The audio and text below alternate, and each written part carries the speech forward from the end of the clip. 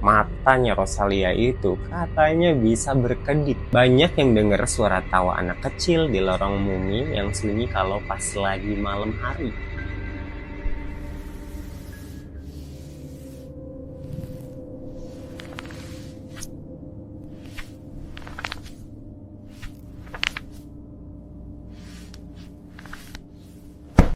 Assalamualaikum warahmatullahi wabarakatuh. Selamat malam semuanya. Oke, hari ini aku mau ngasih tahu kalau aku punya program baru, judulnya Cerita Dins. Jadi di Cerita Dins ini nanti aku bakal nyeritain hal-hal berbau misteri, berbau biografi, ataupun horor ya.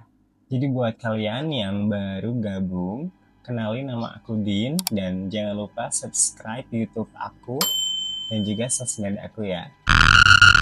Malam ini tuh kita nggak bakalan bahas cerita serem yang biasanya lewat di timeline kamu. Kita bakal masuk ke lorong waktu yang berhenti totalnya di tahun 1920. Bayangin ya, bayangin kamu tuh lagi jalan ya di sebuah ruang bawah tanah ya. Ruang bawah tanah tahu kan yang gelap gitu kan.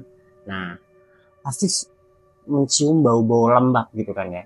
Nah, ini tuh lokasinya ada di Italia, dikelilingi ribuan mumi yang udah tinggal tulang belulang. Tapi nih ya, pas kamu nyampe di bagian pojok, set set, nah mata kamu tuh nanti tertuju sama sebuah peti ya. Ada peti kaca nih. Apa nih isi ya kan? Ya udah pasti mumi sih sama. Cuman ini agak lain ya, agak lain ya. Peti di sana tuh ada anak kecil, cantik banget. Rambutnya pirang, diikat pita sutra, kulitnya juga kelihatan lembut banget. Seolah kalau kamu sentuh tuh, dia tuh bakalan bisa bangun. Kebayang nggak? Itu mumi atau makhluk hidup? Maksudnya apa manusia yang masih hidup? Namanya Rosalia Lombardo. Banyak orang tuh yang cuma tahu dia itu mumi cantik di dunia, tercantik di dunia. Tapi malam ini kita bakalan bedah habis-habisan dari sisi medis yang paling detail, sejarah pandemi yang dulu ngancurin dunia, sampai rahasia kimia yang bikin para ilmuwan tahun 2022 tuh debat panas. Kenapa sih si Rosalia ini bisa sampai seawet itu? Emang iya dia beneran bisa berkedip, dan yang paling penting benar sekarang dia lagi hancur pelan-pelan. Tarik nafas dalam-dalam, jangan ada yang di skip ya, karena satu detail kecil pun yang kalian lewatin bakalan bikin kamu gagal paham kenapa kisah ini jadi sejarah paling pilu di dunia, khususnya teruntuk para ayah. Waktunya kita mulai dari akarnya. Kita terbang ke Palermo, Sisilia, tahun 1918. Dunia tuh baru aja selesai perang besar. Ya, perang dunia ke-1. Perang dunia 1, terus nanti nextnya ada perang dunia kedua, dan sekarang lagi perang Iran. Nah, di sana tuh ada tokoh besar namanya Jenderal Mario Lombardo. Dia ini tuh pejabat militer kelas kakap. Ya. Maksudnya udah pangkatnya udah tinggi, orang terpandang, sifatnya tegas, kaku, dan disegani banyak orang. Ya sifatnya sama kayak kebanyakan tentara itu, dia tegas. Tapi semua sifat kerasnya itu tuh langsung luluh pas anak perempuannya lahir. Namanya Rosalia. Dia tuh lahir tanggal 13 Desember 1918. Buat Mario nih, Rosalia tuh lebih dari sekedar anak perempuan. Dia tuh ibaratnya kayak harapan gitu ya di tengah dunia yang lagi berantakan. Australia tuh jadi ibaratnya apa ya, pelipur laranya buat dia gitu. Aku sudah lihat ribuan nyawa melayang di medan perang, bau busuk mesiu dan jeritan tentara itu sudah jadi makananku. Tapi saat aku pulang dan lihat wajah Rosalia yang tenang, aku merasa dunia ini masih punya sisi baik. Dia punya mata yang sangat indah, rambut pirang yang halus, Aku bakal kasih dia kehidupan terbaik di dunia ini. Aku bakal pastikan gak ada satupun bahaya yang bisa menyentuh dia. Tapi ternyata musuhku bukan tentara lawan, melainkan sesuatu yang masuk lewat udara dan nggak bisa aku lawan. Musuhku ini nggak bisa ditembak pakai senapan. Ya, gitulah kira-kira curhatannya Bapak Mario Lombardo ini. Penting buat dipahami bahwa Jenderal Mario itu punya akses ke segalanya. Tapi di tahun itu kekuasaan tuh nggak ada artinya. Kenapa? Kok bisa nggak ada artinya? Jadi kekuasaan itu tuh nggak ada artinya ketika berhadapan sama alam. Dia sangat protektif.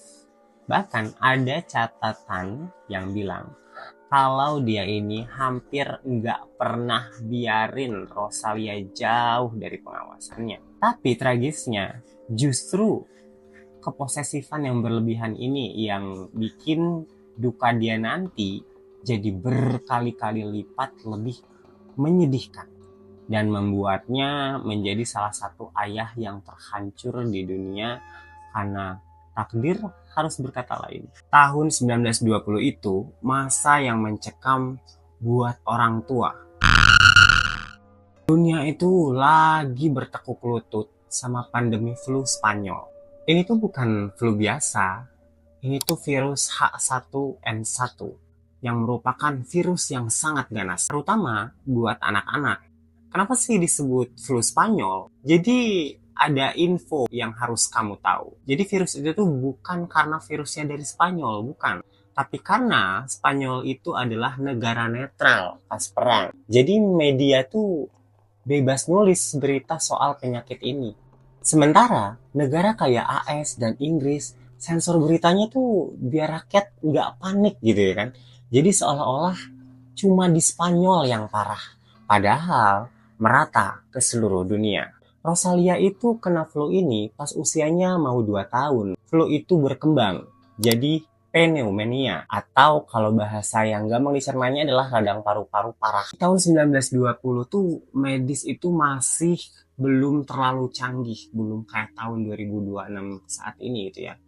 Itu masih jadi zaman kegelapannya kalau dibanding sekarang.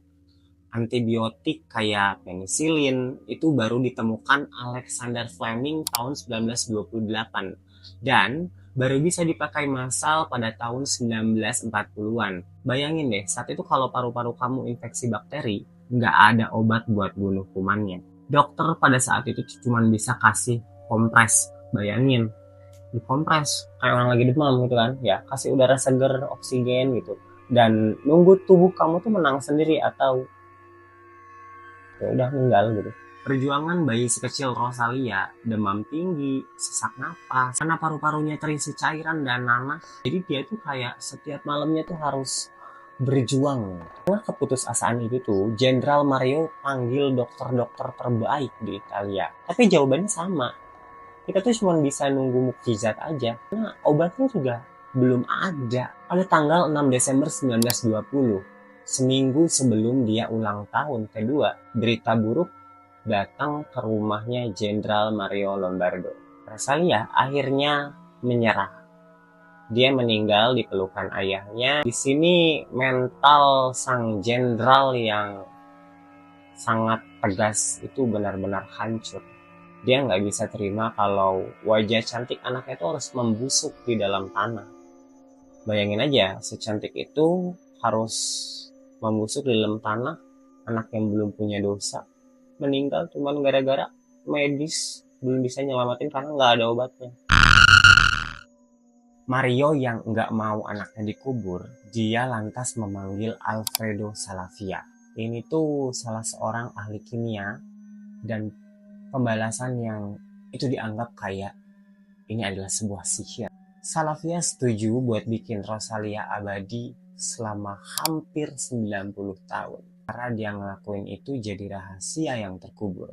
Sampai akhirnya catatannya ditemuin tahun 2009. Terus bahas detail kimianya biar kamu paham kenapa ini tuh bukan sihir.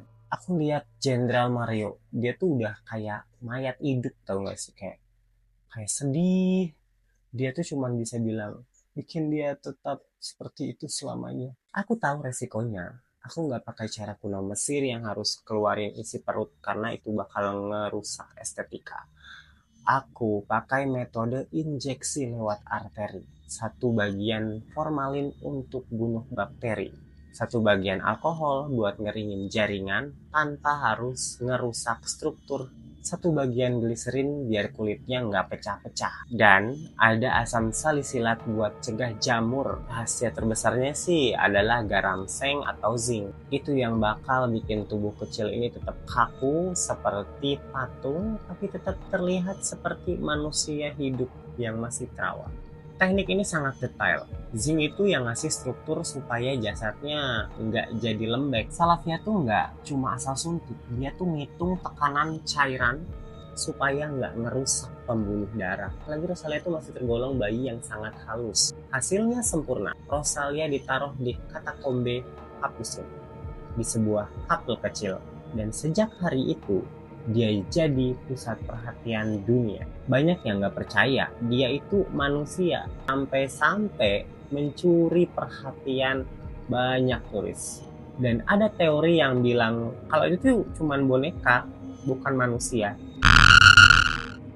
Nah temen-temen, ini tuh bagian yang paling banget jarang dibahas di video-video singkat kayak Reels, kayak YouTube Short. Banyak banget yang bilang dia tuh bakal awet selamanya.